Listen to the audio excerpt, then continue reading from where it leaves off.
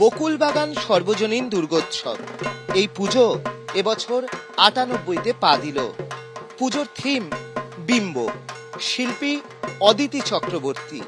এখানে শিল্পী যেটা ফুটিয়ে তুলতে চেয়েছেন যে ষড়রিপু তাকে অতিক্রম করে গেলে তবেই ঈশ্বরের দর্শন হয়।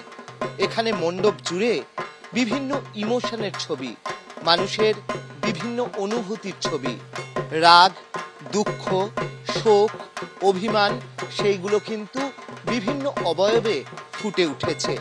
একদিকে যেরকম এইভাবে অবয়বকে ফুটিয়ে তোলা হয়েছে, তার পাশাপাশি এখানে তরঙ্গ তোলা হয়েছে অবয়বের, যে তরঙ্গগুলো কিন্তু একদম ওপর অবধি পৌঁছে গিয়েছে। এবং আমরা উপরে দেখতে পাচ্ছি চীনামাটির পাত্র ব্যবহার করা হয়েছে। সেই চীনামাটির পাত্র ব্যবহার করা হয়েছে ভেঙে যাওয়া মন, সেই বিষয়টিকে তুলে ধরার জন্য।